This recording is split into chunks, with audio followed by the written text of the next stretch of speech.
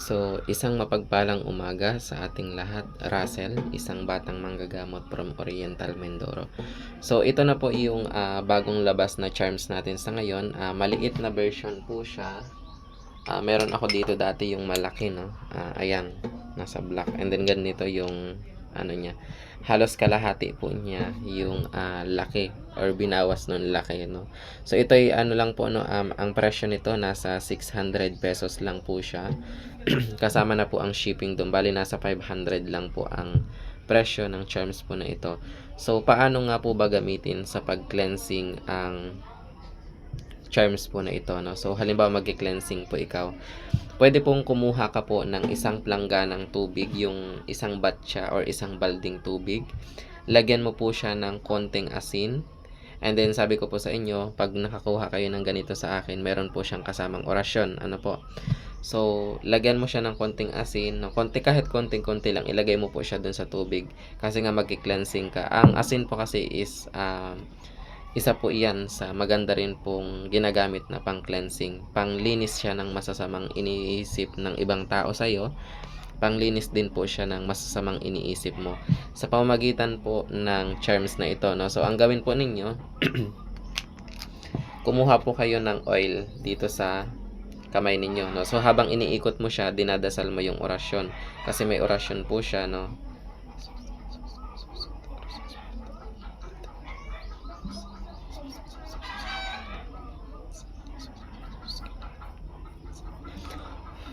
Yan, okay. So, pag naikot mo na siya ng ganyan sa kamay mo, tsaka mo naman ilublob yung kamay mo dun sa isang plangga ng tubig. And then, dun mo naman dasalin po yung orasyon, no? So, dasalin mo yung orasyon dun.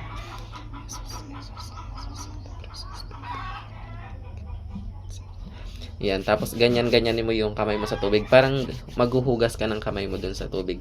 And then, itong langis na ito, lilipat to dun sa tubig.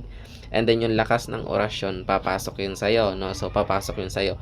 Hayaan mo po na matuyo yung tubig na dinasalan mo sa balat mo. Pag naligo po ikaw, no? Yun po yung pinakang ipapangligo mo, no? Huwag ka na pong gawin mo siya, huwag ka nang magsasabon or magbabrush-brush sa katawan. Gawin mo yun po, halimbawa nakaligo ka na, nakapag-brush ka na, gawin mo siya na pinakang panghuli, na panghuli. Isang beses mo lang gagawin yon. Pwede mong gawin siya Biyernes, tuwing araw po ng Biyernes. Pwede mo rin po siyang gawin, ang paggawa po niyan is Lunes, Biyernes, walang Martes, no? Lunes, Biyernes at saka Linggo. Yun lang po yung pwede mong gawin po, yung ritual po ng pag-cleansing. So paano naman po siya gagamitin? Halimbawa tapos ka na po sa pag-cleansing. Paano mo po siya gagamitin? Kung gusto mong paamuin yung isang tao or gusto mong bumalik-balik po sa iyo yung client mo, yung customer mo. Kaya sabi ko nga po sa inyo, ang charms na ito is panggayuma, panghalina, pangpalubag loob, pampaswerte sa negosyo, sa trabaho at saka sa transaksyon. So unahin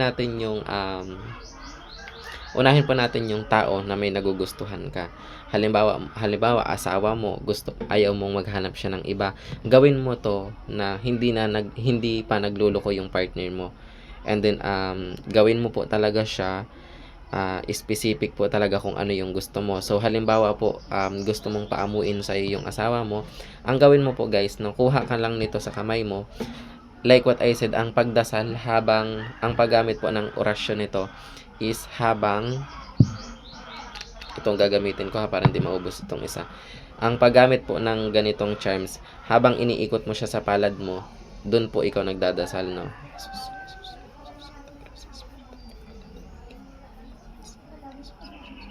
Yan, habang nagdadasal, ganun lang po. Tapos harap ka sa salamin, no? Kailangan po talaga nakaharap ka sa salamin. Maglalagay ka po yan dito sa may part ng kilay mo. Ang purpose po niyan, pag naglalagay ka sa kilay mo, is para makuha mo siya sa pamagitan ng tingin, no?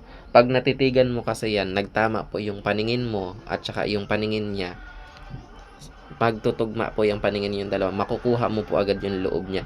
Kahit sa mga client mo, kahit sa mga customer mo, wag mo naman po siyang titigan na yung parang halos kainin mo siya sa titig, sa pamagitan ng pagtitig. Wag ganon.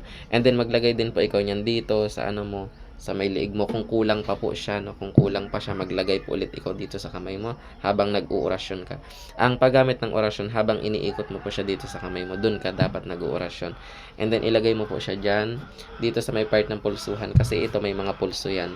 So ibig sabihin, buhay yung orasyon na ginamit mo, no. Ayan, ilagay mo siya dyan sa palad mo, tapos iganon mo po talaga siya.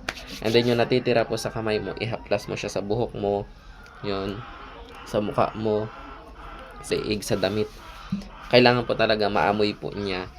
Ang lakas kasi ng charms na ito is nasa amoy po niya, no. Kaya nga sabi ko po sa inyo, no, mabango. Mabango po ang laman ng charms na ito, or mabango po yung laman nito sa loob. Parang pabango na rin po siya, saka long lasting po siya, matagal po talaga siyang mawala yung amoy po nito. So pag nasinghot ito nung taong may gusto sa'yo, or halimbawa taong gusto mong mahalina or maging maamo sa'yo, ang pagkuha po kasi ng isang tao is like kailangan mo munang makuha yung isip niya. Hindi siya agad-agad na makukuha mo yung puso po niya, no. Isip muna niya, at saka ito parang natural lang po siya.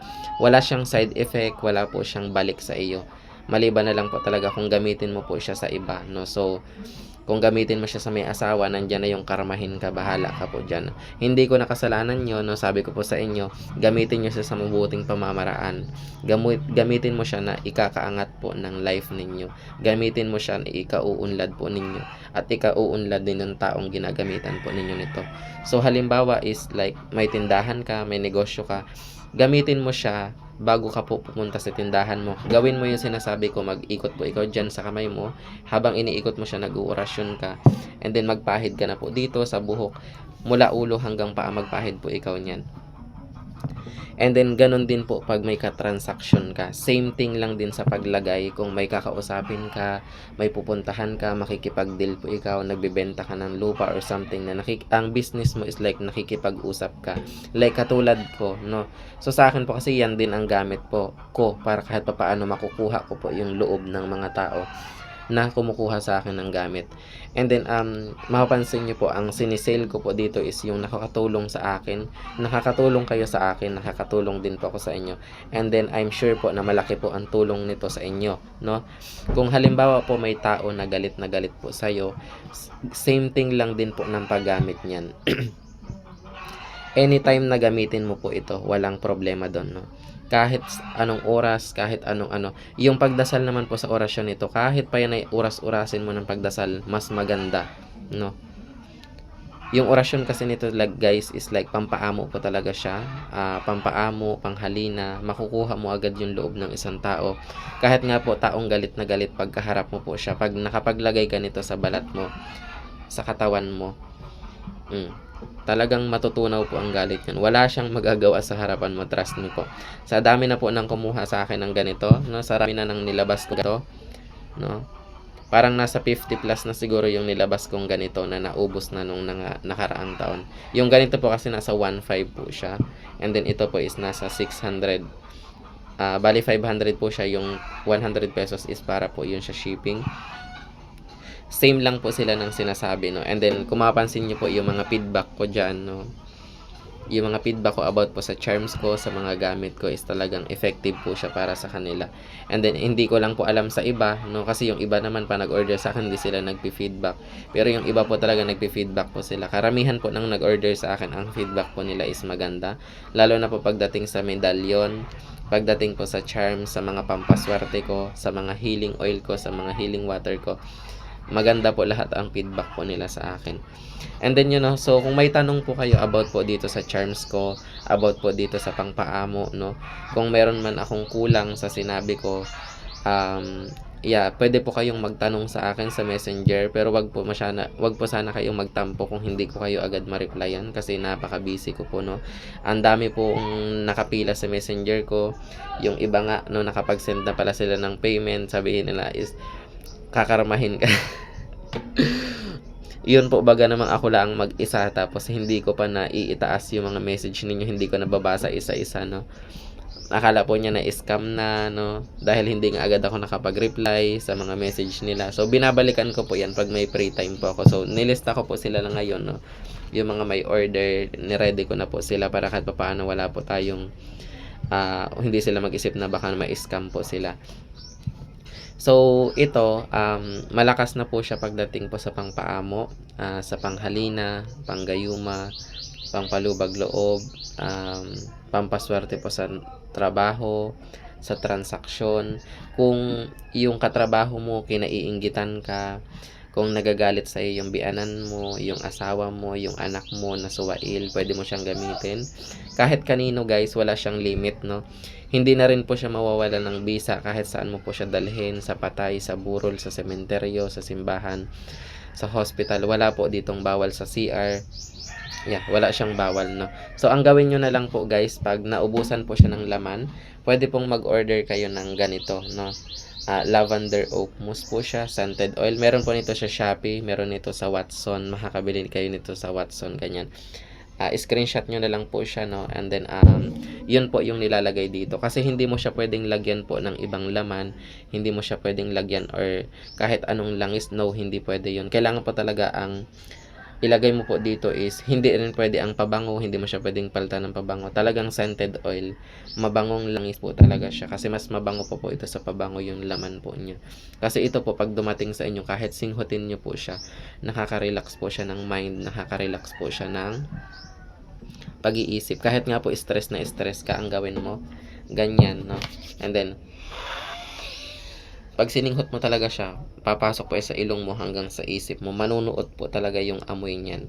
So, paano naman po siya gagamitin kung halimbawa po yung tao na gusto mong paamuin is nasa malayo, no? Halimbawa, yung partner mo nasa ibang bansa po ikaw, and then yung partner mo nasa ibang bansa, and then kung ayaw mo pong magloko po siya sa'yo, ganito lang po ang gawin mo. Habang iniikot mo yan dito sa kamay mo, dinadasal mo na po yung orasyon na binibigay ko po sa iyo. And then, iganyan mo siya, pakalatin mo po talaga siya sa kamay mo. And then, isipin mo po talaga na itong partner mo is nasa harapan mo siya. And then, ipahid mo po yun sa balikat niya. Pwedeng sa damit niya, sa balikat niya. Ipahid mo po yun sa kanya. Specific po talaga na makita mo po talaga siya sa visualization mo or sa mind mo na nasa harapan mo siya. And then, kausap mo siya. Parang imagination lang po yung gagamitin mo, and then ipahid mo yun sa kanya. Yung lakas po ng orasyon na nasa kamay po ninyo na kinalat mo ng ganyan, malilipat yun sa kanya. And then isipin mo po talaga na ako lang ang iyong mamahalin at iibigin habang buhay at wala nang iba maliban pa sa akin. Ihaplas mo yun sa kanya, yung kamay mo. Pwede rin po na pagkatapos mo mag-orasyon, iihip mo yun sa kanya. Iihip mo yun sa kanya yung orasyon po. Same thing lang din po pag maniningil po ikaw, no? Kahit nasa malayo, wag mo kasi silang singilin sa pamamagitan po ng ipopost mo sila sa social media, ipopost mo sila kung saan-saan. Singilin mo po sila sa pamamagitan po nitong charms. Kasi itong charms nga po, sabi ko sa inyo, doble na po ang lakas nito. May orasyon na po yung langis niya sa loob, no? May orasyon na. Kaya nga po, wag niyo siya dapat paubusan, no? Kahit hanggang dito na po yung oil niya, wag niyo siyang paubusan para kahit paano mananatili po yung lakas nito. Sa sunod na lagyan mo po siya ng langis, kahit hindi mo na siya dasalan, at least yung lakas ng orasyon niya kumakalat po siya, tas kalugin mo siya ng ganun. Okay? Same thing lang po pag maniningil ka, isipin mo po ulit na nandyan siya sa harapan mo, habang iniikot mo siya, nag-orasyon ka. Isipin mo po talaga siya, nasa harapan mo siya. Halimbawa, ang pangalan po niya, Oy Lorna, magbayad ka na sa utang mo. Sa imagination mo lang po yan. Sa astral po yan, napapakinggan po niya yung sinasabi mo. And then, kailangan po talaga pag sisingilin mo siya, sa imagination mo or sa mind mo, sa isip mo, kailangan hindi po talaga dapat siya makatanggi, no? Pagkasingil mo po sa kanya, kailangan po talaga dudukot siya. Isipin mo talaga na dudukot siya ng pera, and then magbabayad po siya sa iyo. Gawin mo siya paulit-ulit hanggang sa ma-feel mo po na tumatalab na po yung ginagawa mo. Ganun lang po ang pagkuha ng isang tao sa astral. Kung gusto mong mahalin na siya sa iyo, makuha mo yung loob niya, and then magayuma siya sa iyo. Kahit nga po sa mga clients, sa mga customer, isipin mo po talaga na itong mga clients mo, kung gusto mong i-bind yung mga clients mo sa iyo, or sa sa tindahan mo, sa customer mo, sa negosyo mo, isipin mo po talaga na itong mga customer mo is babalik at babalik po sila sa iyo. Isipin mo na maraming tao sa customer mo, maraming tao sa negosyo mo, tipon-tipon po sila, pila-pila po sila diyan. And then, yeah, orasyon comes in, maglagay ka sa kamay mo ng scented oil and then isipin mo po diyan na nakapila po sila. Habang nakapila sila diyan, bugahan mo sila ng orasyon. Bugahan mo po sila ng orasyon. Huwag mo silang bugahan ng orasyon personal ha. Sa mind lang, sa isip lang. Kasi sa astral, no, wait lang, nagabalat po yung mukha ko. Sa astral kasi, tatalab po yun sa kanila. Gawin mo siya paulit-ulit hanggang sa sabuhin ka po or puntahan ka po ng mga customer mo, ng mga clients mo. Walang masama yun. Walang masama doon. Kasi sa astral po talaga, kahit po sa business or sa negosyo, labanan po yan. Labanan siya.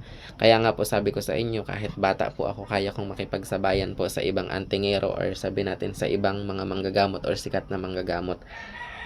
No, mapansin niyo po sila, kahit po napakalakas po ng mga gamit nila, bakit parang wala pa ring nag-a-avail sa kanila, walang umaano sa kanila, is dahil po nasa gamit din po yan ng, wait lang ha, kate, dahil din po yan sa nasa gamit po ng isang manggagamot. Kung gaano po kalakas yung charms ng isang manggagamot, ganun din po kalakas ang hatak ng customer or clients po niyan.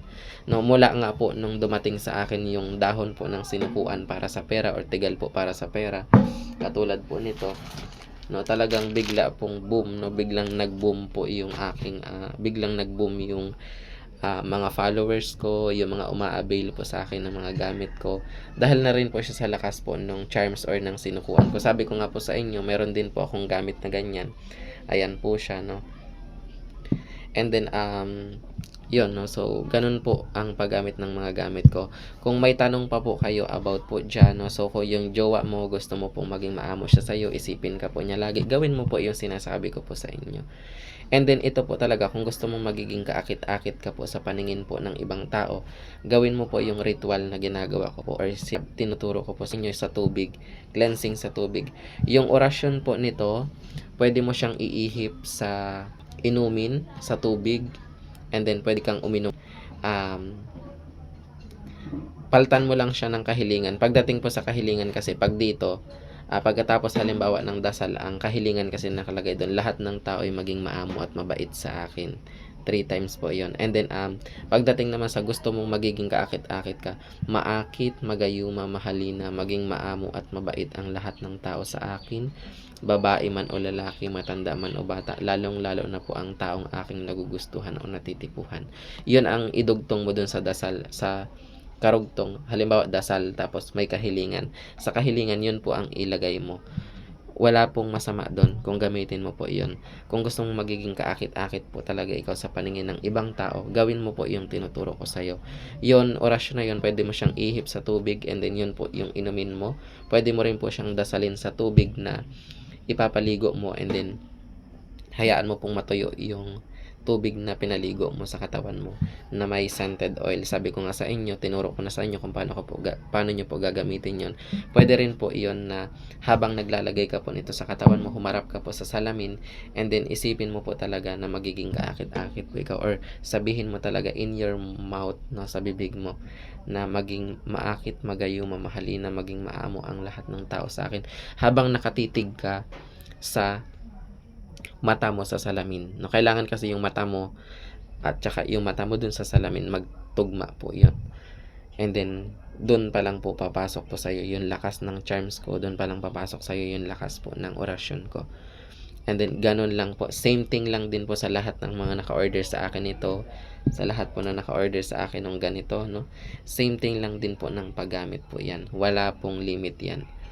Doon naman po sa pabango, no. Yun nga lang, yung sa pabango, hindi po yan same ng lakas, no. Yun sa pabango po kasi is like, i-spray mo lang siya, no, pagkatapos mong dasalan ng 7 araw, dadasalan mo lang siya tuwing gagamitin mo siya, and then spray mo, it's okay, no problem, walang problema po dun. Pero pwede mo rin po yung spray po sa ipapaligo mo, and then yung orasyon, pwede mo rin pala siyang gamitin sa pwede mo rin siyang gamitin po katulad po ng sinasabi ko sa inyo sa kamay mo, and then yung amoy niya i-blow mo siya. Same thing lang din po yan. Dahil po kasi yan sa lakas po ng orasyon, dahil po sa lakas po ng sinukuan po na nasa loob po nito, no? Sabi ko po sa inyo, ang hawak ko po talagang sinukuan, original po siya. Ito'y ugat po ng sinukuang itim.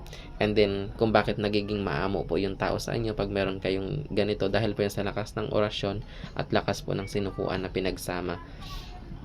Sa astral po kasi, grabe po yung lakas po ng charms po na yan, no? Talagang kahit sino po na makakasalamuha mo pagdating sa astral is talagang maamo po sila sa iyo. Kahit nga po mga entity, kahit nga po mga hayop like aso, pusa, pag meron ka pong hawak-hawak nito, parang ang amo-amo po nila sa iyo, no? Yan po, experience ko po yan sa lahat po ng mga kumuha po sa akin ng gamit, na experience din po nila yan.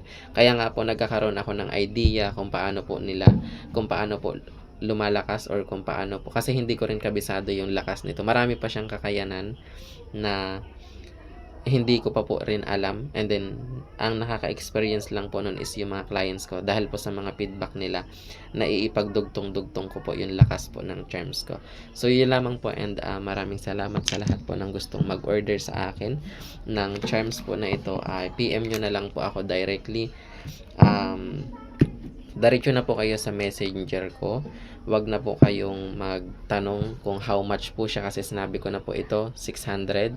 Hindi na po ako wala pong COD sa akin. Ang carrier po na ginagamit ko is like JNT, doon po ako nagpapadala. So ang transaction po natin ito is like magsasend po ikaw ng payment na 600 sa GCash, may isa-send pa akong GCash sa'yo, and then pagka-send mo sa GCash, send mo sa akin yung confirmation. Pag na-send mo na sa akin yung confirmation, ibigay mo na rin po sa akin po yung pangalan mo, apelyido, kompletong address. Kailangan sa address nandun po yung barangay, kung anong sitio, kung anong province po ikaw, or kung anong municipal po or munisipyo ang nakakasako po sa iyo, or kung may house number po ikaw, zip code, lahat. Mas kompleto po yung address, mas maganda, para kahit papaano makarating po ng maayos sa iyo ang order po ninyo sa akin. So yun lamang po, and 22 minutes na. Maraming salamat po, no? So thank you very much po sa tiwala sa lahat ng mga kumuha sa akin ng gamit, and then I hope na gamitin niyo siya sa kabutihan, wag sa kasamaan, wag sa sariling pagnanasa, no? So gamitin po talaga ninyo siya sa kabutihan. Kung mabuti po ang itinanim, mabuti din po ang iyong aanihin. Pero kung masama ang iyong itinanim, masama din po ang iyong aanihin. Ganun lang kasimple sa paggamit po ng aking mga gamit. Thank you po. Bye-bye po.